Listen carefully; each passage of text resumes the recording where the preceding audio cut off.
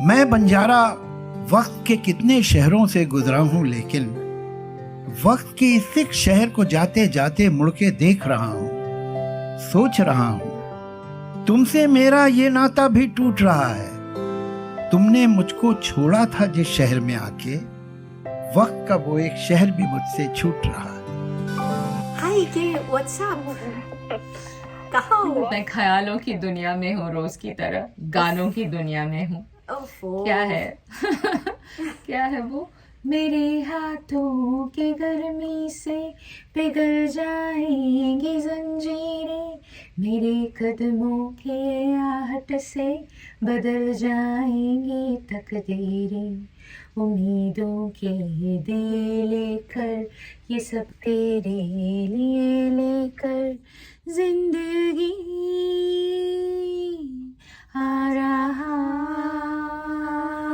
हूँ मैं। Hope, positivity, confidence, ख्वाब देखने की हिम्मत, life the way Javed Akhtar sees it. ये डायलॉग बाजी जावेद अख्तर से कहाँ मिली तुम भाई आज? नहीं भाई, वो दिवाली का मौसम चल रहा था, इतने इर्द गिर्द इतने सारे दिए, तो वो लफ्ज मुझे याद आ गए, वो उम्मीदों के दिए वाले। ये गाना याद आया और याद आ गए हमारे अख्तर साहब। हमारे, क्या बात है, कितने प्यार से तुमने कहा है हमारे।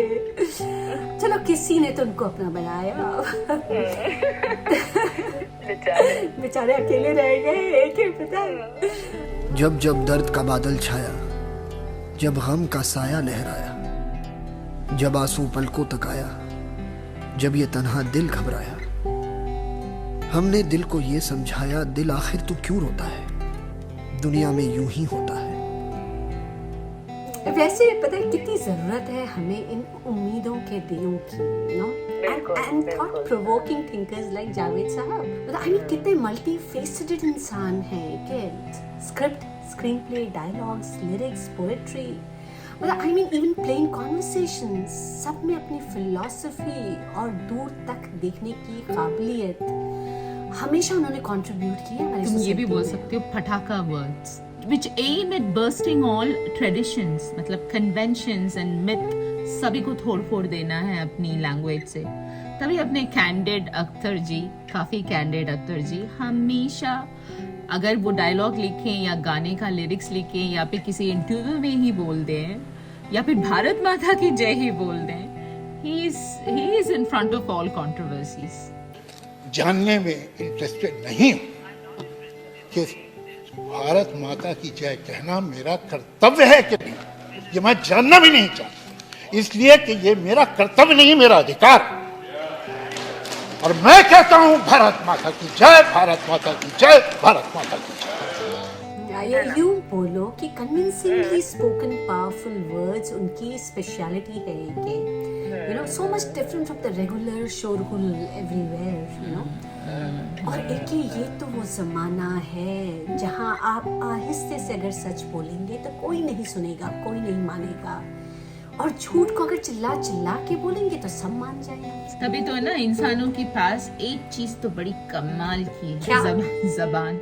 मैंने कहती है जावेद अख्तर का कहना है। वैसे you know what, I am die hard fan of Javed साहब।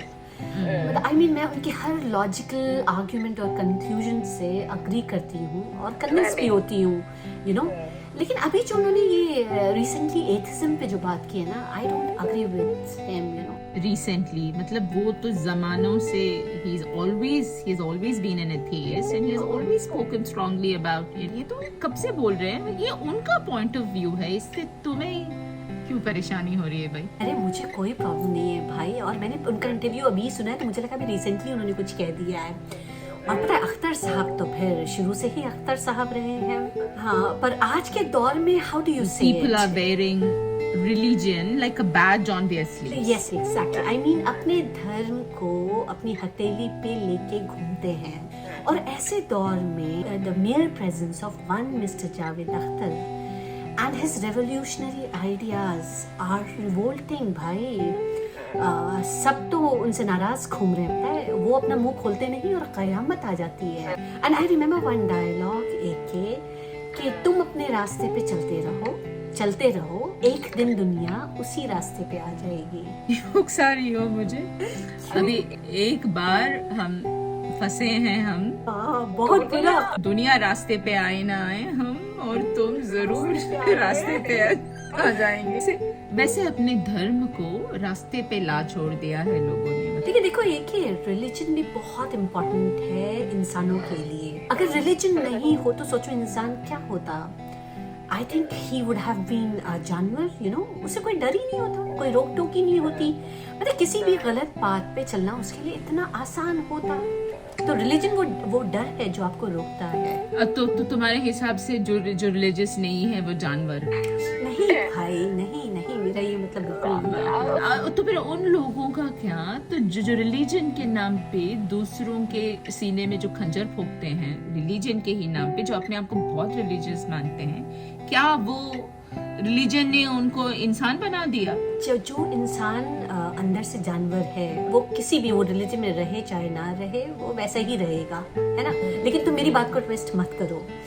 मैं ये बिल्कुल नहीं बोल रही हूँ। I mean you are absolutely right. ताकत बना के आप संस्कारी और उसूल वाले बने, but then your sanskar should not be selective. It should be applicable to humanity in general. मैं संस्कारी हूँ, काली मेरे रिलीजन लोगों के लिए, दूसरों and के when लिए it becomes extreme, क्या कहते हैं वो religious fanatism, तब जो है वो आपकी कमजोरी बन जाती है और तब आप खुद डर के शिकार हो जाते हैं उसके। तभी तो जावेद अख्तर इसमें घुसना ही नहीं चाहते हैं। उन्हें वो ताकत भी नहीं चाहिए और अपनी कमजोरी भी नहीं मानना चाहते। तो उन सबसे परे, all his beliefs and convictions, they lie with humanity. It is his primary concern. सोचो तुमने और मैंने क्या पाया इंसान होके, बंधे के झोंके कोई सरहद ना और रिलीजन भी इन्हें ना रोके। पता है, मैं तो यही कहूंगी। और जावेद साहब भी एक कुछ ऐसे ही हैं, अपने खुले ख्यालों के आसमान में उड़ते आजाद पंछी। और पता है, अपने आजाद ख्यालों के सहारे किसी भी रिलीजन को एक साइंटिफिक कंक्लूजन तक भी पहुंचा सकते हैं, ये मेरा मानना है। मतलब तुम एकदम पॉजिटिव सेंस में बोल रही हो, लेकिन साइंटिफिक वर्ड ही इतना नेगेटिव हो गया है आजकल। Nobody wants to even talk about being scientific. मतलब साइंस एंड रिलीजन मेरे ख्याल से they are different sides of the same coin. Both of them are trying to find an answer to this world. ये universe के जो है मसले सुलझाने में रिलीजन भी कोशिश करती है और साइंस भी कोशिश करता है। लेकिन किसी भी लॉजिकल कंक्लूजन पे पहुंचने में हमारा रिलीजन कहाँ आड़े हाथ आता है भाई। मतलब religions have always been the most ideal and honourable way through which great thinkers have tried to make sense of this universe or God, you know. So all of them try to make a sense of this world. साबित तो वही चाहते हैं, लेकिन वो उनको मुंह खोलने ही नहीं दिया जा रहा है। मतलब उनका कहना कि he is just a script writer, ये हमारी रिलीजन को तुम्हारी स्टोरी की कोई जरूरत नहीं है, तुम्हारी इतनी मजाल, तुम्हें इजाजत नहीं है हमारी स्क्रिप्ट राइटर बनने की, हमारी रिलीजन सही सलामत है। और एक सही भी तो है जावेद साहब, जावेद अख्तर ही है ना, जैसे उन्होंने आइकॉनिक शोले मूवी को नथिंग लेस दैन रिलीजन में कन्वर्ट कर दिया था, और या फिर सो कॉल्ड अपनी रिलीजियस फिलोसफीज को शोले के 70mm ईस्टमैन कलर्स से रंगने की कोशिश की थी। तो जावेद अख्तर तो कुछ भी कर सकते हैं, यू नो। तो उनसे लोग इस बात से डरते तो होंगे। So, मेरे हिसाब से मूवीज हो या religion, everything should be relatable to man. This is what I think. कहाँ मैं भगवान की बात कर रही हूँ और तुम शोले की बात जावेद अख्तर की बात कर रहे हैं, ये जावेद अख्तर की बात है। उठ पटांग बातों से तुम बाज नहीं आओगी मेरी बसंती। इसीलिए तो वो रिलीजन के कैद से हमेशा उसमें फंसे ही नहीं, हमेशा दूर रहे। हाँ भाई, तभी तो उनकी फ्रीडम ऑफ थिंकिंग और स्पीच को एक स्पेस मिला मूवी मेकिंग, और वहाँ पे खुल के उन्होंने अपना एक्शन दिखाया भाई। You know what I think, Javed साहब के एथिज्म में भी एक लॉजिक है वैसे। अच्छा, अभी साइंटिफिक वाइंटिफिक सब छोड़ के तुम एथीज्म भी लॉजिकल बोल रही हाँ, मैं उनके एथिज्म में भी लॉजिक ढूंढ रही हूँ। क्या है तुम्हारी लॉजिक? ये सच में जावेद अख्तर के उस पे ही चल रही हूँ, पद चिन्हों पे। So let me explain. अच्छा, जब आप किसी चीज से बंध जाते हैं तो उसकी रिस्पॉन्सिबिलिटी आप पे पड़ जाती है, और आप उसकी इज्जत ठाने में लग जाते हैं, जैसे कि आजकल हो रहा है। मतलब हमारे कस्टोडियंस ऑफ कल्चर, मतलब अवर मॉरल पुलिस, पता है ना, तो वो इज्जत बचाने के हमारी संस्कृति की इज्जत बचा रहे हैं। तो जब आपको ये रिस्पॉन्सिबिलिटी दे दी जाती है तो फिर आप उस झंडे को गिरने नहीं देते हैं। मतलब आप उस झंडे को गिरने दे ही नहीं सकते हैं। अगर झंडा गिरा तो आपकी हार पक्की, और कोई भी शख्स हारना नहीं चाहता है ना। तो आपकी हालत हो जाती है एक सिपाही की तरह। वो सिपाही जो अपनी सीमा में रहकर हर दम निगरानी करने पे मजबूर है। तो तुम्हारा मतलब है कि जावेद साहब को वो सिपाही ही नहीं बनना था, मतलब जिसकी जगह फिक्स्ड हो और जिसकी सीमा तय हो, क्योंकि कोई सरहद ना उन्हें रोके। सही कहा।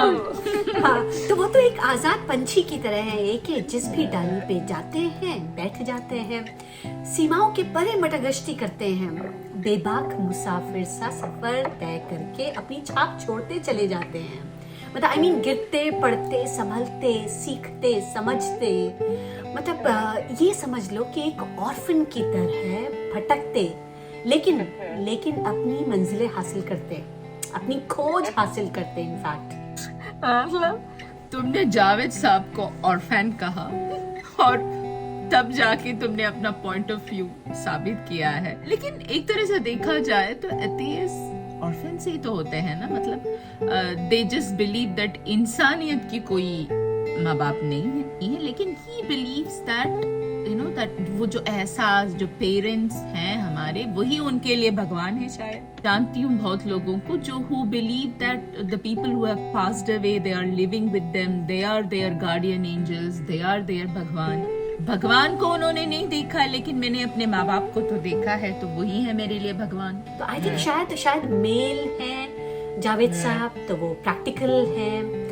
और अगर फीमेल होते हैं जावेद साहब, अगर फीमेल होते, माँ होते, तो जिंदगी देने के मायने को करीब से देख और समझ पाते। मेरे हिसाब से उसके करिश्मे की बारीकियों को एक पकड़ पाते और झुक के सलाम करते एक ऐसी ताकत को जिसका लाइन ऑफ एक्शन और यू कैन से प्रोसीजर और इम्प्लीमेंटेशन और क्रिएशन विदाउट फेल लाजवाब है, लाजवाब। तुम्हारा ये पॉइंट ऑफ व्यू ना शायद जावेद अख्तर को कन्विंस नहीं कर पाएगा। उनके पास इसका कोई ठोस जवाब होगा, मेरे पास नहीं है। मेरा कोई भी पॉइंट ऑफ व्यू उनको कन्विंस नहीं करने वाला है। वो नहीं करने वाला। अगर तुम बोलो कि वो भगवान को इसलिए नहीं मान रहे क्योंकि वो औरत नहीं है एंड उन्होंने जिंदगी को करीब से देखा नहीं है, उन्होंने मतलब the birth of a kid it's a miracle जो उस औरत के हाथ में बिल्कुल नहीं है। उसको इतने करीब से क्योंकि उन्होंने महसूस नहीं किया है, तो शायद वरना उनका नजरिया कुछ और होता है। मेरा मानना है कि उनका नजरिया कुछ और होता है। लेकिन जावेद अख्तर के पास जरूर होगा इसका जवाब। होगा बिल्कुल, उनके हर बात का होगा। लेकिन एक बात तय है, एक जावेद साहब अगर रिलीजन में घुस जाए ना तो यकीनन मतलब ऊपर वाले का एड्रेस भी ले आएंगे, ये बिल्कुल गारंटीड है। 7 पर्दों की तह भी वो खोल देंगे और इस यकीन से एड्रेस लाएंगे या 7 पर्दों की तह खोल पाएंगे बिना किसी शक और शुबा के। थोड़ा गम है सबका किस्सा, थोड़ी धूप है सबका हिस्सा, आग तेरी बेकार ही नम है, हर पल एक नया मौसम है, क्यों तू ऐसे पल खोता है, दिल आखिर तू क्यों रोता है।